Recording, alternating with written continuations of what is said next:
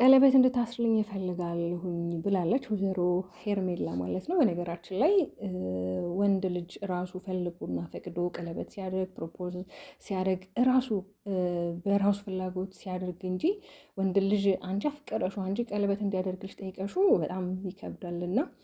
ተወዳጆች እንዴት ናችሁ? ለቻናል አዲስ ከሆናችሁ ሰብስክራይብ ያደርጋችሁ ቤተሰብ ሁኑ።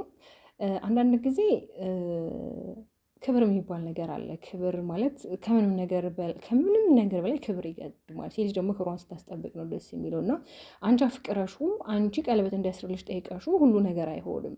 ገብቶሻል አይደለ? አንቺ አሁን ዛሬ የልጁ እናት ጋር ስለተጣላ ዛሬ ከአንቺ ጋር ስለሆነ ነገ ደግሞ ከአንቺ ጋር የማይጣለበት ምክንያት ምንም የሚያስተማምንሽ ነገር የለም። ገብቶሻል አይደለ? በቃ እስከ ዘላለም የሚስት ልሆንክ ታዛዥ ልሆንልክ በቃ አንተ በእኔ እንድታርፍ በቃ አንተ በቃ ሁሉ ነገር በእኔ ላይ ጥለህ ደስተኛ እንድትሆኑ የምፈልገው ነው ያልሽው። ግን ደግሞ ያንን የሚያውቀው እግዚአብሔር ነው።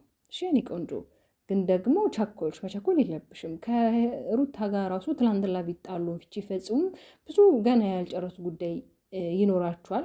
እንደገና ደግሞ የእሷን ስም እየጠቀሽ አንዳንድ ኮመንት ሰጪ ነበረ። በነገራችን ላይ ሩታ የልጁ እናት እስከሆነች ድረስ የማይገናኙበት ምንም አይነት ኮንዲሽን የለም። በማንኛውም አጋጣሚ ይገናኛሉ። በልጃቸው ጉዳይ ብዙ የሚያገናኛቸው ነገር አለ እና ብዙም እሷን ማለት ይሄ የእሷን ስም እየጠቀሱ የሆነ አንዳንድ ነገሮችን ነጥብ ጣል ማድረግሽ አስፈላጊ አይደለም። አንቺም ደግሞ ዛሬ ላይ ቀለበት እንዲያደርግልሽ የአነሳሳሽ ሰዎች በዙሪያሽ ያሉት ሰዎች እምነት እንዲኖረው ማለት አንቺ በሱ እምነት እንዲኖርሽ እንደካ ደግሞ ነገ ጥሎሽ እንደማይሄድ ነገ ልብሽን እንደማይሰብረው ቀለበት ስላደረገልሽ ብቻ አይደለም እኮ ማመን ያለብሽ። በነገርሽ ላይ ዛሬ አብርሃም በቃ ጅንኑ ሆኗል። በቃ እንዴት ነው ይሄ አነጋገሩ በጣም ሲል ነበረ። ልብ እኮ በቀለበት አይታሰርም፣ ልብ በልብ ነው የሚታሰር። አንቺ እኔን ከወደድሽ ካፈቀርሽ በልብሽ ነው ልታስሪ የሚገባው፣ በቀለበት አይደለም። ቀለበት ማለት እምነት አይደለም፣ እምነት በልብ ነው። እውነቱን ነው፣ እምነት በልብ ነው። ጣትን ነው ቀለበት የሚያስረው እንጂ ሌላ ምንም የሚያደርገው ነገር የለም። ግን በልብ ግን ከተማመኑና እምነት ካለ ያ ነው ትልቁ ነገር። እንደገና ደግሞ የሩታ ወንድም ዛሬ ብሩክ ጋር ተገናኝቶ ነበረ። በነገራችን ላይ ሁሉም የራሳቸው ላይፍ ነው የሚኖሩት። ግን የራሳቸው ላይፍ ቢኖሩ ደግሞ የነሱ ጉዳይ ብዙ ጊዜ የሩታና የሀብርሽ ጉዳይ እያሳሰባቸው የሚመስሉ ግን ደግሞ የነሱ መለየት የሚፈልጉ አሉ። የነሱ አንድ ላይ መሆን የሚፈልጉ አሉ።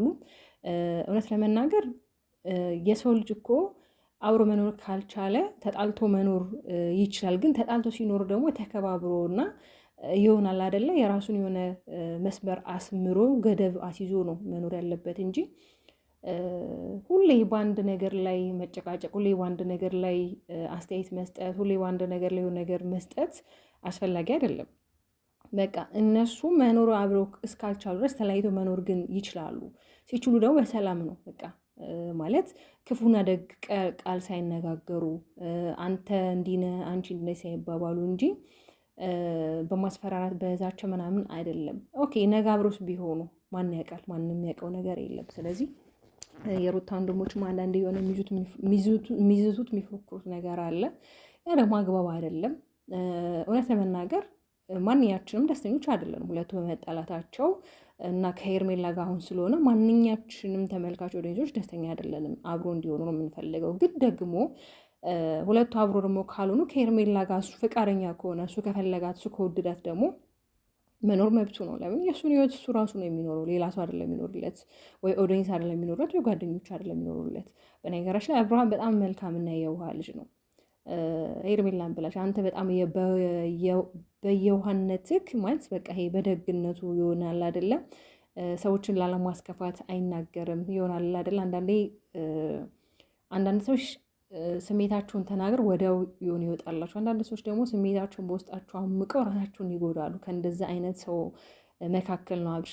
ነገሮችን በዝምታ አይነት ነው የሚያሳልፋቸውና እንግዲህ ዛሬ ሄርሜላ ያው ይቅርታዬን ተቀበለኛ እኔ ቀለበቱን ብታደርጊ ደስ ይለኛል ብለዋለች። እሱ ደግሞ እኔ ቀለበት አላስረልሽም፣ አንቺ እኔን ልታመኝና ልትወጂ ልታፈቅር የሚችዩ በልብሽ ነው፣ ማሰርም ካለብሽ በልብሽ ነው እንጂ የምታስሪኝ በቀለበት አይደለም ብሏታል። ንግግሩ ዋው ዋው ዋው ዋው! ዛሬ በቃ ጅንኑ ብያቸዋለሁ መግቢያ ላይ ማለት ነው። እና ቤተሰብ ሄርሜላም ለነገሮች በጣም ቸኩላለች ይመስለኛል። እንግዲህ ይሄንን ጥያቄ ከዚህ ፊት ያላቀረብኩለትና ውስጤ ላይ አለ ስሜቱ ተሰምቶኛል፣ ለምን ተሰማኝ ብዬ ራሴን አልልም። አንተም እንዳትጠይቀኝ አይኔን እያወራከኝ አውራኝ ያለችው ነበረ።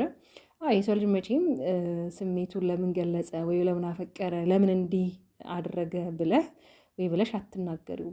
ግን አንዳንዴ ትክክለኛ ያልሆነ ቦታ ላይ ስሜታችሁን መግለጽ ትርፍ ወይ ጸጸት ነው ወይ ቁጭት ነው ወይ ንዴት ነው። ስለዚህ ይህንን አጋጣሚ እንግዲህ ስጠብቀው ነበር። ለምን አንደኛ ከሩታ ጋር አሁን ላይ ምንም አይነት ግንኙነት እንደሌላቸው ግን በልጃቸው ጉዳይ እንደሚገናኙ ከዚህ በኋላ አብሮ እንደማይሆኑ እርግጠኛ ስለሆነች በቃ እሱ ለእሷ ቀለበት እንዲያደርግላት ነው ምነው ሀሳቧ። ትናንትናም ለአብርሃም ወግና ከብሩ ጋር ስትከራከር ነበረ። ለምን ያው እንደሰማችሁት ሩታ ወደ ውጭ አንዳንድ ወዳጆቿ ከሀገር ወጥታ እንድትኖር ምናምን ነገር የሚያደርጉት ነገር አለና እውነት ያ ነገር ከሆነ ከተሳካ ቢያንስ ልጁ የአባቱ ፍቅር ሲያይ እንዲያድግ ታውቃላችሁ አይደል? ገና የአባዬና እንኳን እማዬ ገና ማለት ያለመደ ሕፃን ልጅ የሆነ ከቤተሰብ እና ከቤተሰብ ተነጥሎ ማለት በጣም ነው የሚከብደው። ብቻ አላውቅም። አንዳንዴ ልጅ ቤተሰብን ያስታርቃል፣ ልጅ የሆነ ትዳርን ያስማማል፣ ልጅ ሲመጣ የሆነ ሰላም አለ፣ ልጅ ሲመጣ ፍቅር አለ ይባላል። አንዳንድ ቦታ ላይ ደግሞ ልጅ ሲመጣ ጭራሽ የማያጣላ፣ ልጅ ሲመጣ ጭራሽ ነገሮች የሚበጣበጡበት አጋጣሚ ይፈጠራል። ግን ደግሞ ሩታ በጣም ጀግና መልካም ማለት አይደለም ለልጇ ይቅርና በጣም ብዙ ኦዲየንስ እንኳን በእሷ የተማርን በእሷ ትዕግስት በእሷ በነገራችን ላይ ሩታ በጣም አስተዋይና መልካም ሴት ናት። እውነት ለመናገር የት ይደርሳል የተባለ ፍቅር ነው እዚህ ጋር የቀረው። ያው ኦዲየንስ የተወሰነ አዝኖባታል። ለምን አብርሃምን ይቅርታ ብለው ጥሩ ፈገግታና ጥሩ ፍቅርን ሰጥታው ነበረው በቀን 3 ቀንም ቢሆን። ግን ደግሞ ትወና ላይ ሩቲ በጣም በጣም ጎበዝ አንበሳ ናት። ነገራችን ላይ ወደ ትወናው ዓለም ብትገባ ያዋጣታል። ለምን አብርሃም ብሏል፣ እኔ እኮ የማላቃት ሩታን የሆነችብኝ ሰው እንደዚህ መሆን ይችላሉ፣ ሰው እንደዚህ መቀየር ይችላሉ ምንም ሳያስታውቅ። በነገራችን ላይ መጀመሪያ ቀን የምታስታውሱ ከሆነ ራሷ ያው ይቅርታውን ተቀብዬ በቃ ቢያንስ ልጃችን ስንል በፍቅር በሰላም መኖር እንችላለን ብላ እንግዲህ ስትመጣ ልጇ ይዛ ነበር የመጣችው። ልጇ ይዛ ደግሞ ስትመጣ አባት ነውና ይራራል። ልጁንም ሲያየው ልጄ እንዴት ከእናትና አባት ተለይቶ ያድጋል የሚል ስሜት የሚሰማል። ገብቷችኋል አይደለ? ግን እንደዛም ሆኖ ግን በቀል እንደሆነ ስነግረው በጣም ነው ልቡ የተሰበረው። ታዲያ ከዚህ በኋላ ያው አብሮ እንደማይሆኑን አብሮ እንደማይቀጥሉ ሩታ ሄርሜላ አረጋግጣለች። ለዛም ነው እስከ ቀለበት አድርግልኝ የሚለው ውሳኔ ላይ የደረሰችው። ለማንኛውም እንግዲህ እኛ ሰላማቸው ፍቅራቸው ነው የምንፈልገው። እሱ ከሚመስለውና አላደለም ከሚሆነው ሰው ጋር የሚሆኑ መብት ያለው እሱ ነው። ለምጻ ልጅ አይደለም፣ በራሱ የሚወሰን ምን ማድረግ እንዳለበት ያውቃል። እንግዲህ ትላንትም ከትላንት ወዲያም ሰሞኑንም እና ቤል እንግዲህ ሆይ ሲሉ ነበር አብረው እንዲሆኑ ከሄርሜላ ጋር ፍቅሩ እንድገልጽለት በጣም ብዙ የተለያዩ ነገሮች ሲያደርጉ ነበረ። ይኸው ተሳክቶላቸዋል። ያው ህይወት ይቀጥላል አይደል? የሰው ልጅ በህይወት እስካለ ድረስ አለቀ የሚባል ነገር የለም። የሰው ልጅ በህይወት እስካለ ድረስ አለቀ ደቀቀ አበቀለት የሚባል ነገር የለም። ይቀጥላል፣ ነገሮች ይቀጥላሉ። የተሰበረውም ይስተካከላል። አላደለ ያልሆነም ይሆናል። ብቻ እናንተ በህይወት ኑሮ ማለት ነው ቤተሰብ። ለማንኛውም ስለምትከታተሉ በጣም አመሰግናለሁ። ሰብስክራይብ በማድረግ ቤተሰብ ሁሉ